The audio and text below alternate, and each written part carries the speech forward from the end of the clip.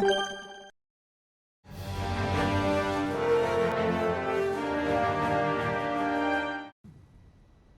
everyone, and welcome back to my channel with a new video about World of Tanks, and today I have another commented replay for you with the very new tank that you have never seen in my channel, the Hellcat. So why have you never seen this tank on my channel? Well, it's pretty simple. It's because I didn't have it yet. Because I have already a lot of tanks in my garage and I don't have the time to play them all. But from time to time I decide, okay, I'm going for this one, and since it's only a tier 6, it's like a reasonable objective for me. And it was actually one of the very first battles I ever played with this tank.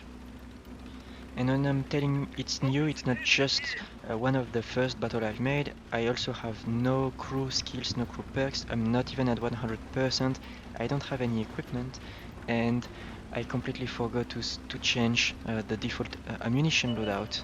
As you can see, I have 6 explosive rounds. You might think that it's a detail and that I should play a few battles before choosing my loadout.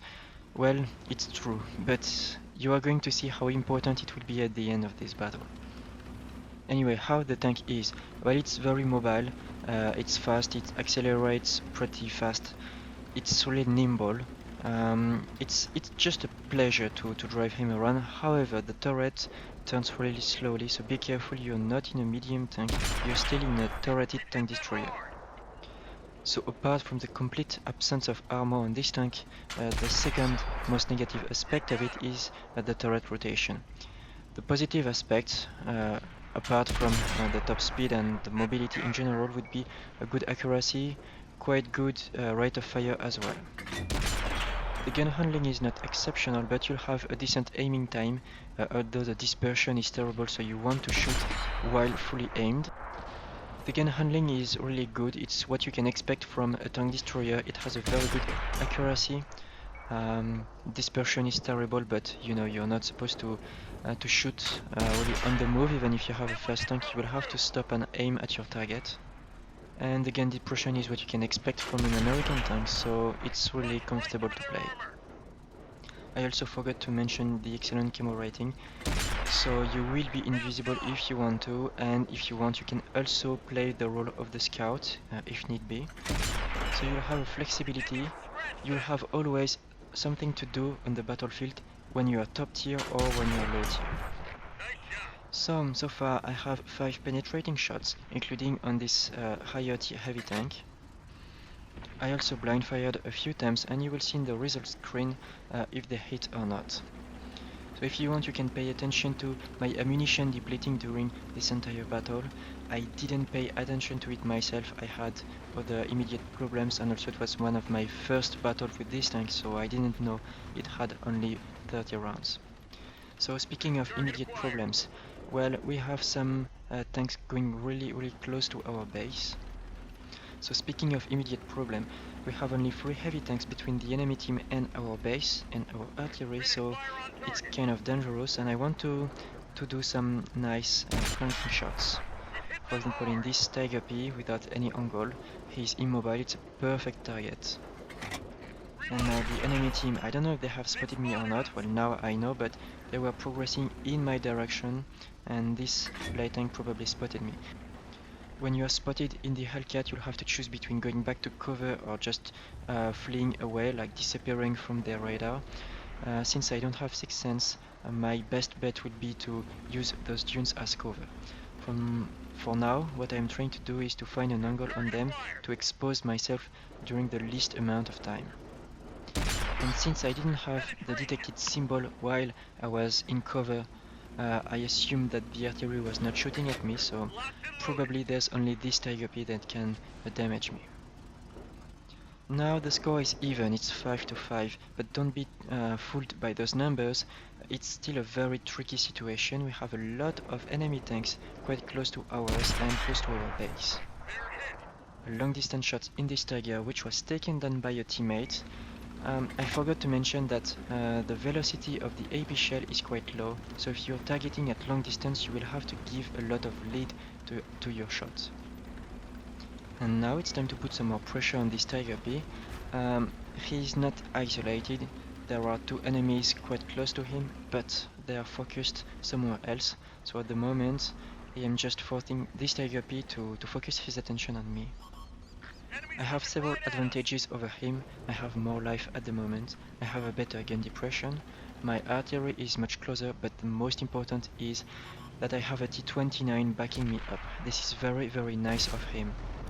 I am immediately taking advantage of it, and I am going to circle around this Tiger P. As you can see, he's still able to point his gun in my direction. At least he could have if he wanted to, but he decided to focus on this T-29, and this gives me the opportunity to finish him off.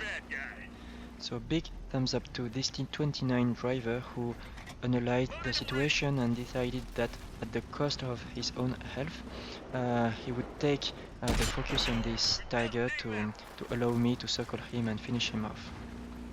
I planted a shot in the side of the turret of this other T-29, however it's not easy, even the side of the turret will bounce from time to time, so now I am shooting at the side of his hull and got unlucky, deviated again in the side of the turret and bounced again. You have a decent penetration value with this Hellcat, but still the turret of the T-29 is very well protected, even on the side.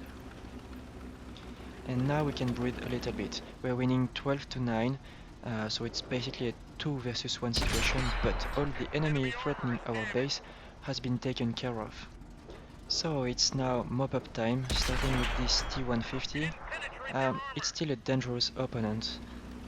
We could still lose technically this battle at this stage of the game, but it would take massive amount of clumsiness and disorganization in our final assault.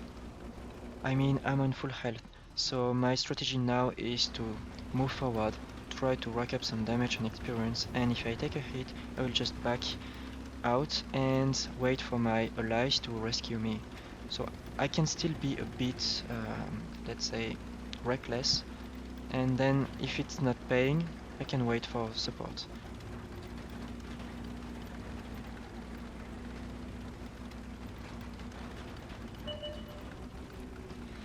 I was honestly so surprised by his position, angle, and I mean, I was completely confused, and I missed my first shot. It was an auto aim, so the second one was aimed in his tracks. He missed, so I had the time to reload and plant another one. And now I was like, okay, I can simply finish him off. He doesn't even have the gun depression, so I was planning to take him down very smoothly, but no damage. I shoot again, no damage. And now I just look up at my ammunition for the first time in the game and crap, only some HP left. So new plan, I just want to perma-track him and just let the artillery finish him off, or just a heavy tank, I don't really care. As you can see, I am spacing voluntarily my shots to track him as long as I can, so my team can finish him off. And that's exactly what my friendly artillery did, so thumbs up to him as well.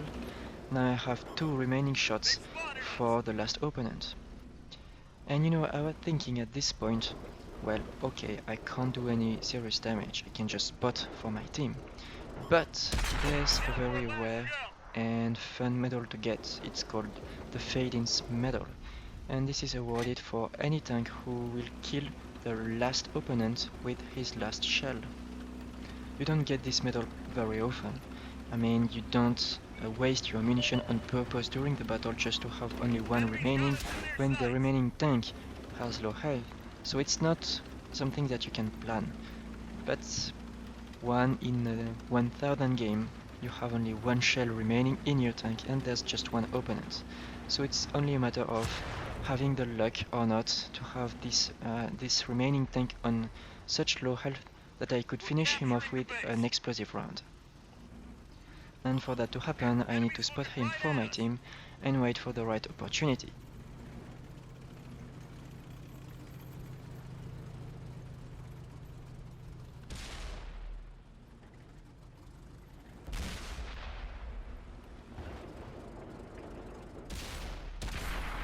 Thank you.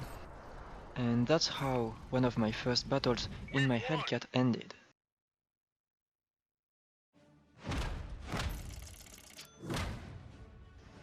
Not too bad for a tank without crew and equipment. So first class mastery badge, Fade-in's medal, which is awarded for destroying the last enemy with your last shell, and also a sniper medal, which is not as exciting, but as you can see in the post-battle result screen, I did 30 shots and 30 direct hits, including all of my blind shots, so not too bad.